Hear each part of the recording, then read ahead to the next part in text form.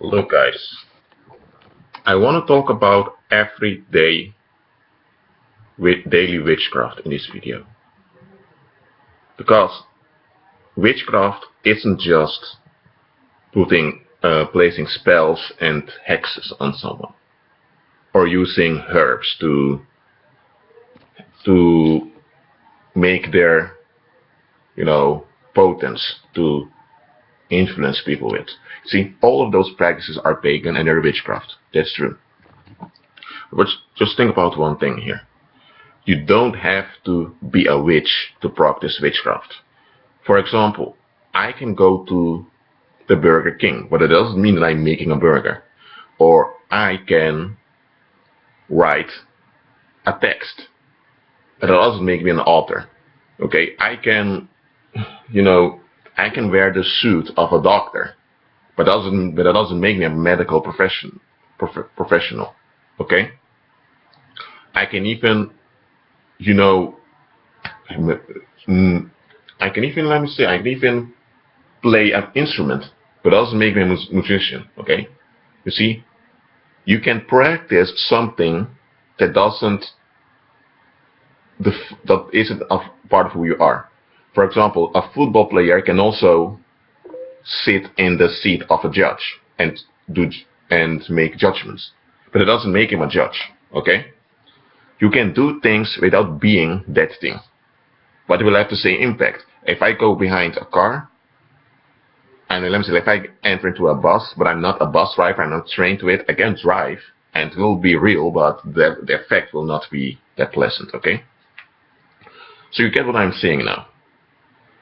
Everyday common witchcraft. It's all around you, into your face, everywhere. You cannot escape it. And I'm going to give a few examples of daily witchcraft.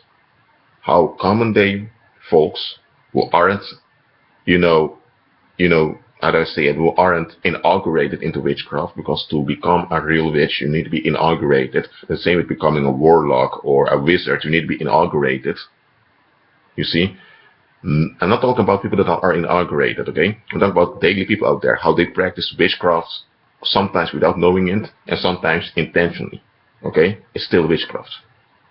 Let's say you are, walking down the street, okay? And somebody sees you and decides to back off, walk further very quickly so that you won't see them, so that you won't say hi to them. Someone just wants to avoid you. Well, we will say, well, that's just a personal choice. No, it's witchcraft. Because, look, if you were a dangerous individual, okay, then people should do that because you are dangerous. But if you're not dangerous, but they just decided to put a negative label on you, that's witchcraft. So when they see you now, they don't want to be confronted with the negative label they've placed upon you, because they do talk negatively behind your back towards others to enforce this label. But when they see you, they're too cowardly to face themselves. So then they back off, they walk away. That's witchcraft, right there. Another form of witchcraft is, let's say you're at school and you have a teacher who has something against you, okay? And now the teacher, doesn't discriminate you, but he makes clear that he has something against you, doesn't like you. That's witchcraft. First of all, when you're under 18 in most countries, when you go to school, it's involuntarily. You're forced to go to school. So you're there against your will. Okay, that's one thing. So you cannot expect someone to be happy and joyful when they are forced to go somewhere. And when they go to school, they're also subjected to a form of manipulation, which we call exams, that determine their value. There's also another thing that's unnatural, that's man-made. They never ask for it, but now they have no choice but to be subjected to it. So you cannot expect such an individual to be happy in such circumstances, unless you want them to be mentally ill. Okay? So when you do your job in such an institution, don't expect people to be happy and fun towards you all the time. Okay? So if you then decide to be angry with them, well, sorry, that's witchcraft. Or let's say you're at a job, okay? You need that job to get money to pay your house and all of that. Or let me say, maybe you don't really need a job, but at the time it's very handy for you to have that job. And the bosses and supervisors know that. And they also know that if you get fired now, you can get a job easily anywhere else. So you have no choice but to be stuck over there. And now they begin to exercise power over you, to treat you badly, and to make your life miserable, just so that you would make them feel as if they are something. Or sometimes the boss or supervisors don't have such a happy life now, they want to make the lives of others miserable. Or co-workers trying to gossip about you to make you feel unwanted in the place, knowing that you cannot just leave. Because if you can leave just like that, you would leave. But they know you can't leave, so now they're trying to harm you just to make you put you on your place, so-called. You see, that's witchcraft. Right over there. The most common form of witchcraft that people endure daily, and they don't realize it's witchcraft. Yes, it is. Or when you decide that someone is ugly or that someone doesn't meet your expectations and therefore you don't want to deal with them, that's witchcraft. Any form of method that you use to manipulate someone's will, to manipulate someone's emotions, that's witchcraft. There is a difference between influencing someone, because we all do that, we all have influence, you see. Some don't have a positive influence, but we all have an influence by nature. There's a difference between using influence and using witchcraft. Influence has to do with the value of that human being. You always honor the value of that human. Witchcraft, you don't regard the human being, you only regard an idea or a system. For example, in public sphere, in the public area, my police officers are standing there, in their uniforms. We would say that's just normal, Rashid. Well, no, it's not. It's actually a form of intimidation towards you, to let you know if you don't do what we want, we're going to harm you. And we are going to put the blame on you because you didn't do what we want. That's witchcraft. Am I assuming now that every police officer is practicing witchcraft without their knowing it? Yes, I am. Look, witchcraft is witchcraft. I'm not going to label it differently just because it's uncomfortable for people to face reality. Because listen, a police officer, you see, it's a human being that takes on a role.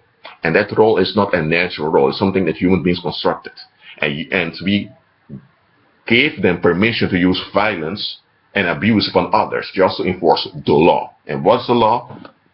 Some books written by often Freemasons or witches in what we call governments, and now they expect everyone to just follow those written, appointments, which often we didn't make them, and we just expected to follow them just because they made them. And if you don't, then you have to be abused and it's your fault. If some guy from the Middle East with a long beard would come to the Netherlands or to Sweden and would bring his people there and would tell them that we wrote some appointments and some deals on a document on black and white, and now you guys are going to do what's written in that book. And if you don't do what we've written in the book, then we're going to kill you. Or if you don't kill you, we're going to make your life miserable and it's all your fault. We won't take any responsibility for it. We will call such an individual a terrorist.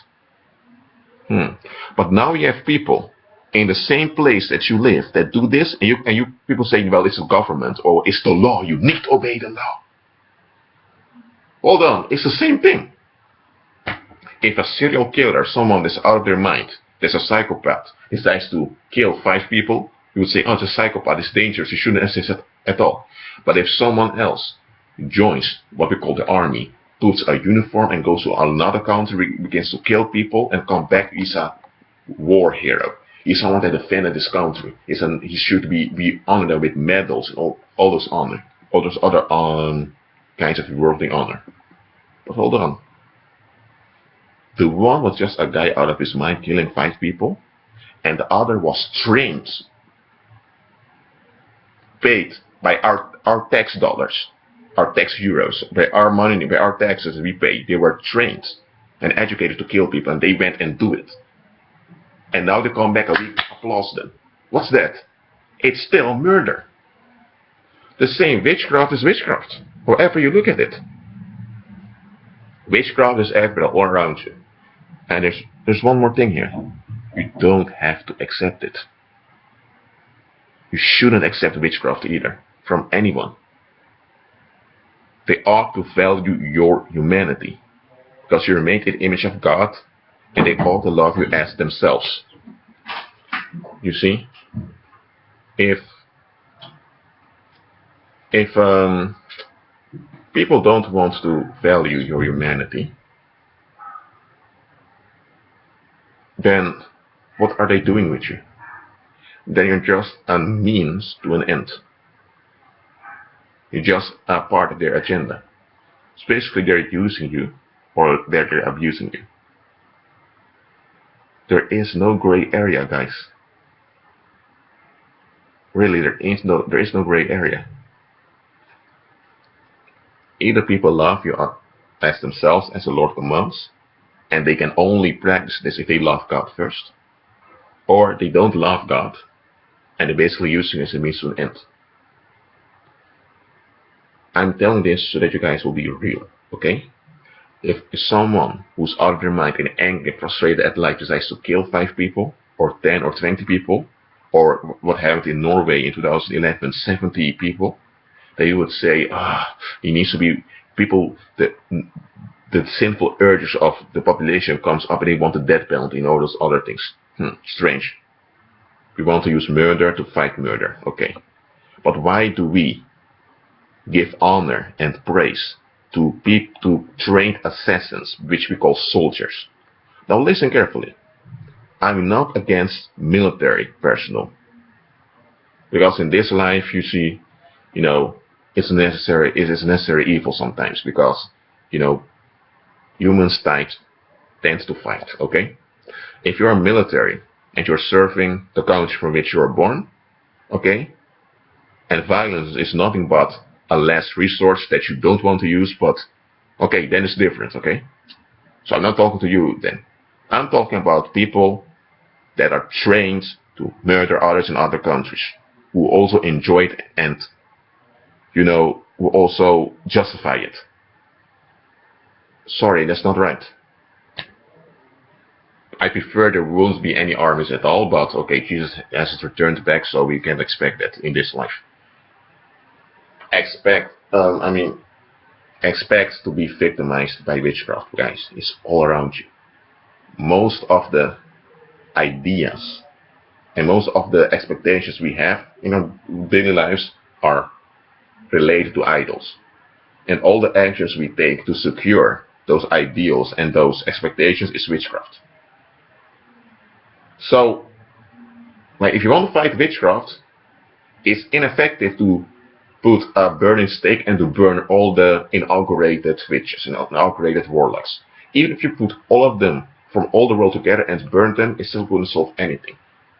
Because as long as we have idols in our hearts, as long as we take actions to secure those idols, we're also practicing witchcraft. Even if we're not witches. Okay?